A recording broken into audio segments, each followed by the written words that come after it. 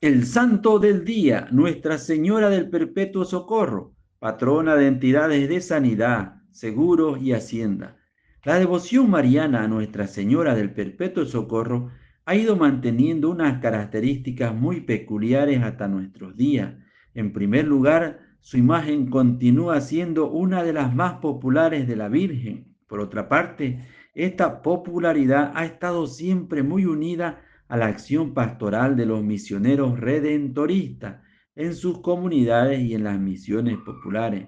Precisamente por eso, la devoción mariana que en ella se apoya tiene muchos rasgos y prácticas de piedad que se derivan de la espiritualidad de San Alfonso María Ligorio, fundador de los misioneros redentoristas y uno de los doctores marianos por excelencia.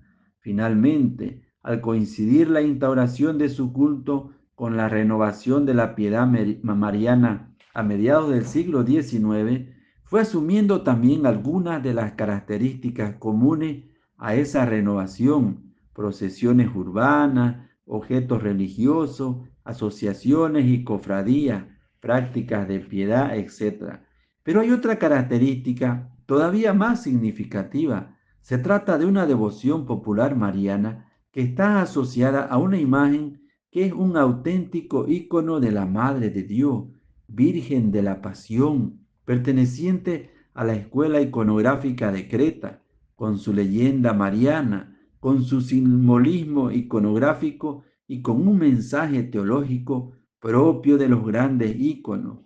Todo ello se ha ido añadiendo a los elementos anteriores, sobre todo al celebrarse los 100 años de la instauración de su culto y al ir adquiriendo una importancia tan grande, la difusión de los íconos en la iglesia y en la cultura actual.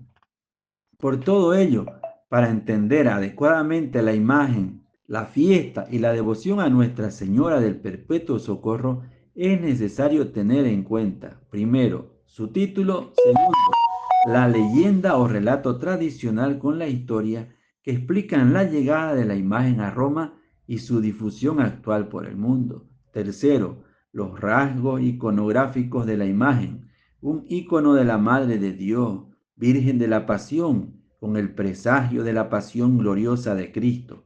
Cuarto, el mensaje teológico y las características de la devoción mariana que todos estos elementos significan. Quinto, la liturgia y las formas de piedad con que suele expresarse esta devoción. Nuestra Señora del Perpetuo Socorro es el título de la devoción, de la imagen y de la fiesta mariana que celebramos el 27 de junio. En un principio hacía referencia a la Virgen del Socorro. Esta devoción de origen agustiniano unas veces tenía una iconografía muy peculiar, mientras otra iba asociada a imágenes muy diversas.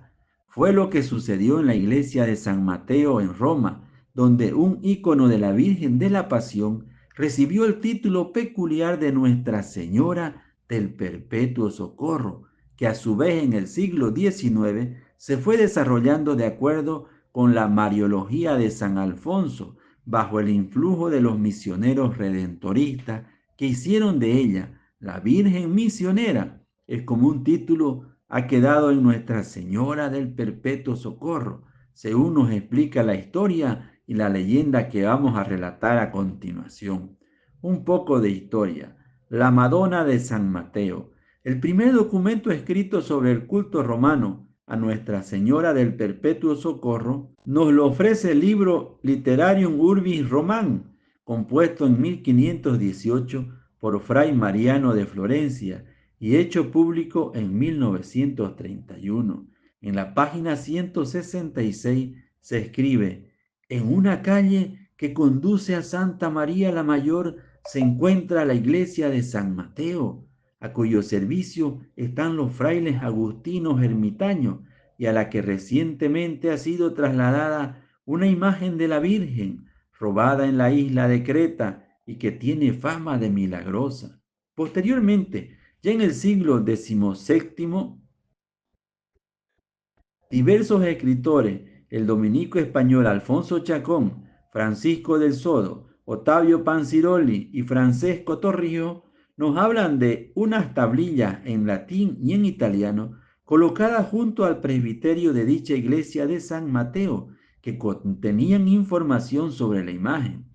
Esas tablillas no han llegado hasta nosotros, pero en Torrigio, en el año 1642, y más tarde en la obra Theatrum Romane Urbi, en el año 1661, de Giob Brucio, libros descubiertos en la Biblioteca Vaticana en el año 1903, encontramos el texto de dichas tablillas que bajo el título de Cómo la imagen de la Virgen María fue trasladada a esta iglesia de San Mateo Apóstol, nos cuenta así la historia del cuadro milagroso.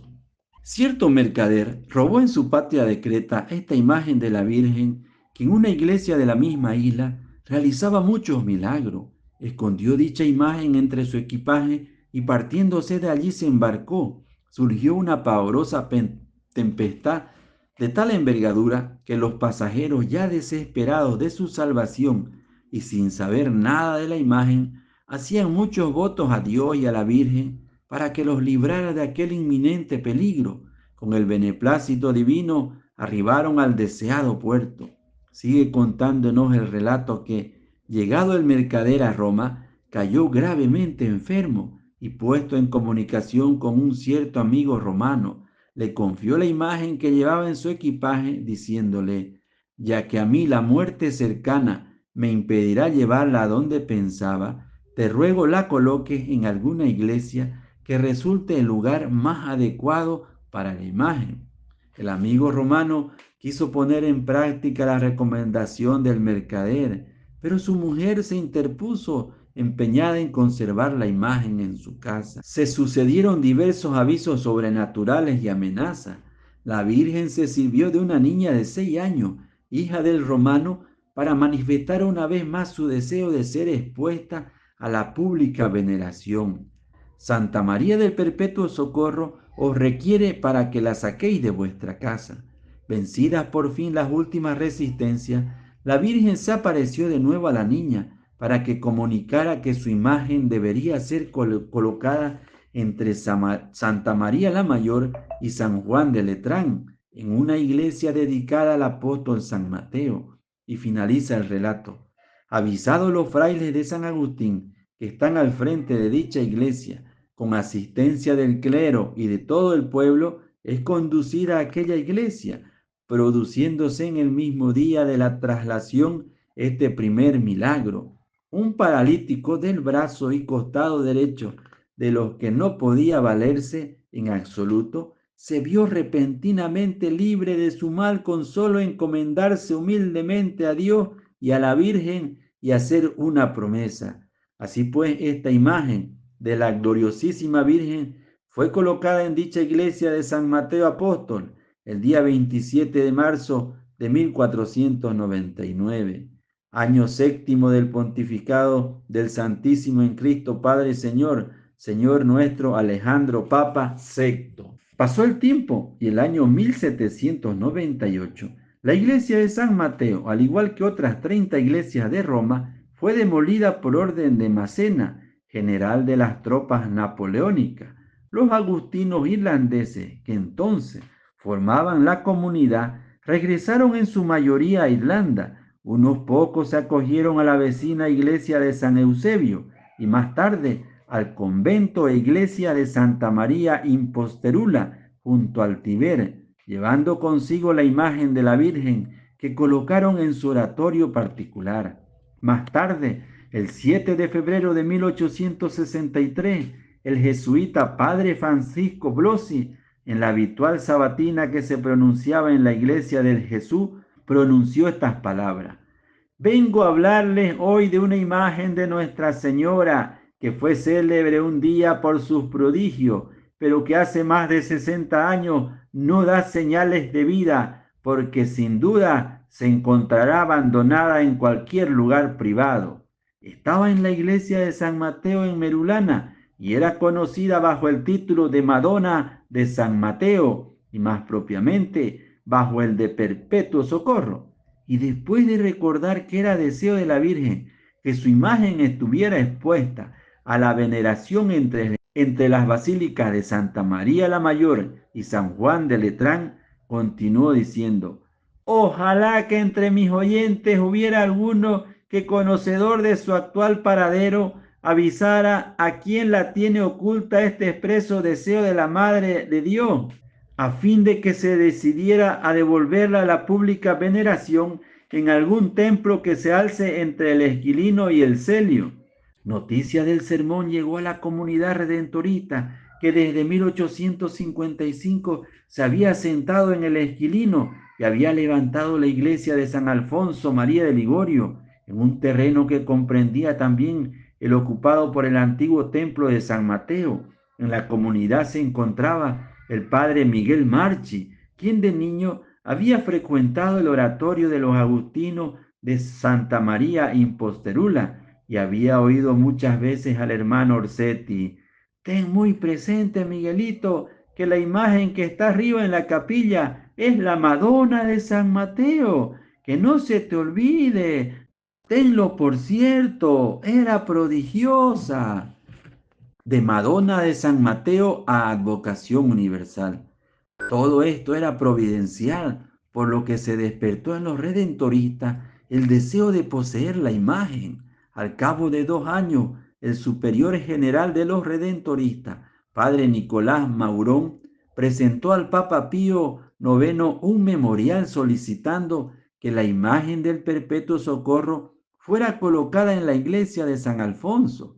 El Papa accedió gustosamente a la petición y escribió en el mismo memorial: el cardenal prefecto de propaganda llamará al superior de la comunidad de Santa María Imposterula y le dirá ser nuestra voluntad que la imagen de María Santísima, a la que se refiere este memorial, vuelva a estar entre San Juan y Santa María la Mayor. Según tradición, fue en esta ocasión cuando el Papa Pío IX le dijo al superior general de los redentoristas: dala a conocer a todo el mundo. Esto sucedía el 11 de diciembre de 1865. Un mes después, el 19 de enero de 1866, era recogido el cuadro por los redentoristas y, después de ser sometido a una restauración por parte del pintor polaco Leopoldo Nowotny, era devuelto al culto público el 26 de abril de ese año 1866. De la solemnidad del acontecimiento se hicieron eco las publicaciones periódicas de aquel tiempo y también de los prodigios acaecidos, y no faltaron a la sagrada imagen a ser llevada por las calles y plazas de Roma aquellos prodigios que la hicieron famosa antiguamente, y se consignan 2 curaciones realizadas durante la procesión. En recuerdo de una de ellas fue colocado un cuadro del Perpetuo Socorro junto a la ventana desde la que fue presentado el niño enfermo, concretamente entre los números 275 y 277 de la Vía Merulana, donde se conserva actualmente. El 5 de mayo, Pío IX hizo una visita personal a la iglesia de San Alfonso para rezar delante del cuadro. Es tradición que durante esta visita pronunció las palabras: ¡oh, qué bella es! Los redentoristas tomaron muy en serio cumplir el encargo de Pío IX: dadla a conocer a todo el mundo. Ellos efectivamente la han convertido en la Virgen misionera. Reproducciones de la imagen comenzaron a esparcirse por todo el mundo. A España llegaron las 2 primeras el año 1867, una para cada una de las 2 comunidades redentoristas que entonces había en España, y también se dejó sentir milagrosamente su presencia el 24 de mayo de 1867. Era expuesta a la pública veneración en Huete, Cuenca, y el día 29 realizaba el primer milagro, devolviendo la vista al niño ciego Lucas Cañada Calle, para interpretar el icono. Si fijamos en el icono nuestra mirada, esto es lo que vemos. Sobre un fondo de oro emergen 4 figuras: la Virgen Madre con el niño Jesús en brazos y 2 ángeles.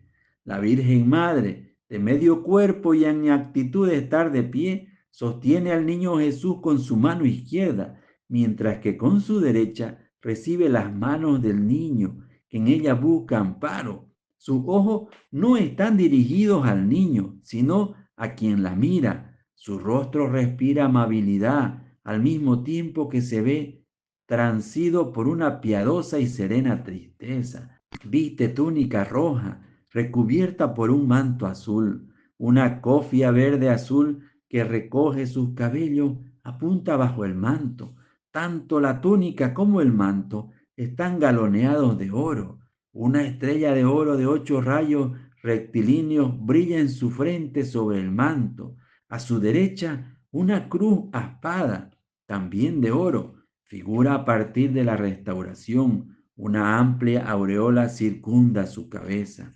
El niño Jesús está representado de cuerpo entero. Sus cabellos son castaños y sus facciones infantiles, si bien las diversas partes del cuerpo no están proporcionadas, descansa sobre el brazo izquierdo de su madre, a cuyo regazo se ha cogido y dirige la mirada hacia la izquierda, como si algo estuviera llamando su atención. Mientras sus manos se agarran confiadas a la mano derecha de su madre, viste una túnica verde, ceñida con faja roja, y se cubre a partir del hombro derecho con un manto también rojizo.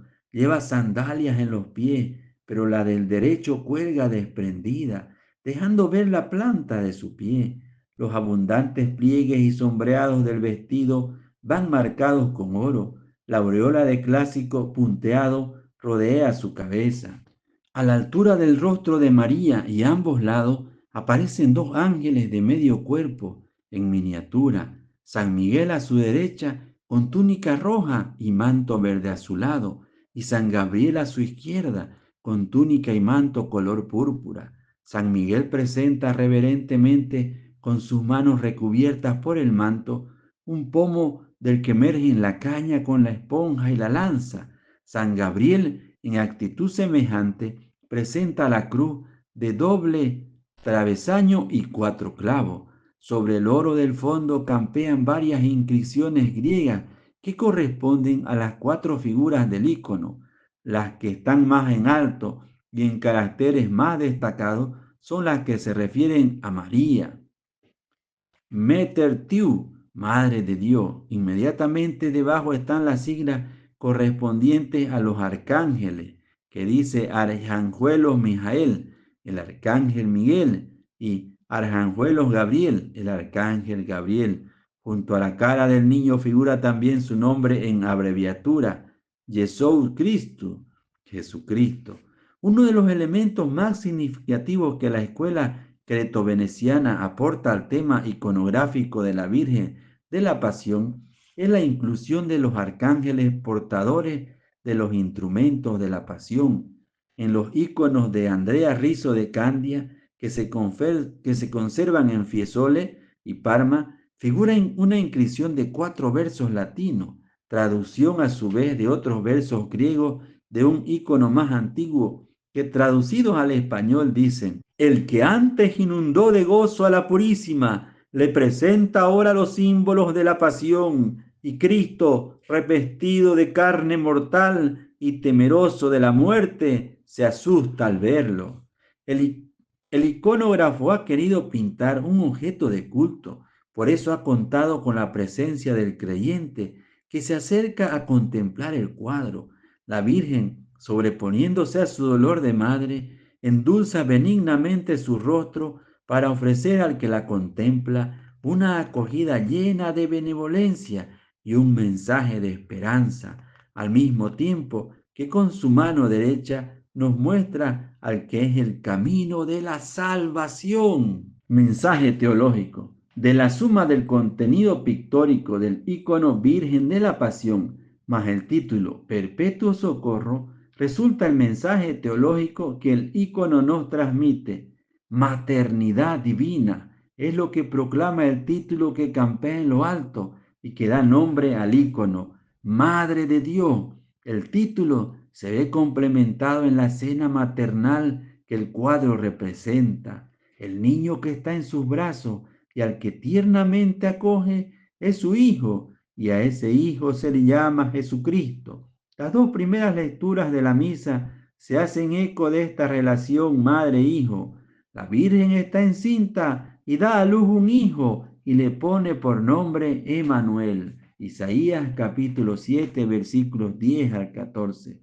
Apareció una figura portentosa en el cielo, una mujer vestida del sol, dio a luz un varón destinado a gobernar los pueblos. Apocalipsis capítulo 12, versículos 1 al 6 y 12. Corredentora en Cristo, tenemos la redención sobreabundante. Sin embargo, ha querido asociar a ella a su Madre Inmaculada. La presencia de los arcángeles San Miguel y San Gabriel con los instrumentos de la pasión anticipan el recuerdo de la acción redentora de Cristo y los sufrimientos que la van a acompañar. María es consciente del dolor de Cristo y asume su propio sufrimiento maternal. Si Cristo es paciente, ella es compaciente. No en vano este tipo de ícono tiene la denominación de Virgen de la Pasión. Su subida al Calvario, su estar a los pies de la cruz, fueron una participación del todo especial de la muerte redentora del Hijo. Madre espiritual de los hombres, el Evangelio de la fiesta reproduce la escena del Calvario. Jesús, al ver a su madre y cerca al discípulo que tanto quería, dijo a su madre: mujer, ahí tienes a tu hijo. San Juan capítulo 19, versículo 25 al 27. Toda la expresión litúrgica de la misa quiere destacar esa función maternal de María para con nosotros, poniendo el acento en su actitud de vigilancia solícita y permanente para la donación maternal. Mediadora universal. El título de Perpetuo Socorro pone particularmente de manifiesto este otro título mariano, defendido como tesis por San Alfonso. Si ella nos ofrece un socorro perpetuo, es porque es la mediadora universal, e inversamente, si su mediación es universal, entonces estará en situación de ofrecer un socorro perpetuo. Formas de piedad. Han sido muy diversas estas formas de piedad consignadas algunas. Arbicofradía del Perpetuo Socorro. Muy pronto comenzaron los fieles a asociarse para darle culto de una forma estable. La pía unión de Nuestra Señora del Perpetuo Socorro, nacida en la iglesia de San Alfonso de Roma el 23 de mayo de 1871, se convierte en 1876 en la Archicofradía de Nuestra Señora del Perpetuo Socorro, con las letras apostólicas de Pío IX del 31 de marzo. Al cumplirse los 100 años de la instauración del culto, en 1966 ascendían a 4.447 los centros de la archicofradía en el mundo, con muchos millones de asociados. En España, en 1952, había 128 centros canónicamente elegidos, con 400.000 archicofrades. Con el número 3.368 figuraba el rey don Alfonso XIII y la reina regente doña María Cristina con el número 3.369. Súplica perpetua. Nace en Santiago de Chile el 25 de diciembre de 1878, fundada por el redentorista padre Pedro Merge, luxemburgués de nacimiento. Era tal la afluencia de fieles que acudía a cualquier hora del día para orar a las plantas de Nuestra Señora del Perpetuo Socorro, que el padre pensó en la necesidad de una organización para encauzar aquel fervor. Los devotos se agruparían en turnos que sucesivamente se irían alternando ante el cuadro a lo largo de las horas del día. Los papas León XIII y Pío X bendijeron esta forma de devoción. Visita domiciliaria. Podría considerarse como el reverso de la súplica perpetua. Es una súplica perpetua, no en la iglesia, sino en la casa. La Virgen devuelve su visita a sus devotos. Un grupo de 30 familias adquiere una capilla que a lo largo del mes va circulando sucesivamente por cada uno de los hogares. En 1952 funcionaban en su santuario de Madrid 150 capillas que visitaban regularmente 4.500 familias. Novena perpetua. Nace en la Iglesia Redentorista de San Luis, Estados Unidos, en 1928, siendo su promotor el padre Andrés Brown. La novena se desenvuelve a lo largo de 9 semanas en un determinado día de la semana y es perpetua porque una vez terminadas las 9 semanas se inicia un nuevo ciclo de 9 semanas y así ininterrumpidamente. Pronto esta práctica piadosa se extiende por Estados Unidos y siguiendo un itinerario particularmente de habla inglesa, las celebraciones más llamativas de la novena por la multitud, el fervor y la heterogeneidad de los participantes, musulmanes, budistas, hinduistas, protestantes, católicos, son las que tienen lugar en Asia y Oceanía, Bombay, 15.000 participantes semanales, Colombo, 20.000 participantes, Singapur, 30.000 participantes, y particularmente Baclarán, Manila, en que todos los miércoles pasan por el santuario 125.000 devotos en los 14 turnos que llenan la iglesia, capaz para 10.000 personas. Fue en este santuario donde el Papa Juan Pablo II, con ocasión de su visita a las Islas Filipinas en 1981, pronunció entre otras estas palabras: así pues, al comenzar mi visita pastoral en el Extremo Oriente, encomiendo a ti, Madre del Redentor, y en tus manos pongo con total confianza a todas las naciones y pueblos del Asia y de las islas adyacentes. Madre del perpetuo socorro, acepta esta humilde oferta y ponla en el corazón de tu Hijo, recordando que cuando estaba junto a la cruz en el Calvario, cada uno de nosotros fuimos confiados a ti como Madre nuestra. Patronazgos múltiples. La confianza que inspira esta vocación mariana es la que ha llevado a muchas entidades y grupos humanos a tomarla por patrona. Naciones, diócesis, parroquias, santuarios, institutos religiosos en España se han fijado en ella particularmente aquellas instituciones implicadas en la tarea de remediar la enfermedad, el dolor, la necesidad en sus múltiples manifestaciones. Dio el primer paso la sanidad militar en 1926, posteriormente el Consejo General de Colegios Médicos de Sanidad Civil en el año 1941, Beneficencia Municipal de Madrid 1942, Asociación Mutua de Socorro del Ministerio de la Gobernación, 1945. El Instituto Nacional de Previsión, 1946. El Seguro Español, Ministerio de Hacienda, 1954, etc. Recientemente, en el año 1994, lo ha hecho SAMUR, el Servicio de Asistencia Municipal de Urgencia y Rescate, que con sus ambulancias medicalizadas está prestando tan magníficos servicios en Madrid. Una presencia multiplicada hasta el infinito. Ya en 1866 comenzaron a expedirse desde Roma las copias autenticadas, pinturas sobre tabla del tamaño del original del icono del Perpetuo Socorro. En 1984 la cifra llegaba a las 30.227, pero si nos quisiéramos referir al número de estampas y medallas de todos los tamaños y materiales, tendríamos que acudir a cifras astronómicas. Muchas de estas reproducciones, cuadros, tallas, mosaicos, los encontramos por doquier, sobre todo en nuestras iglesias.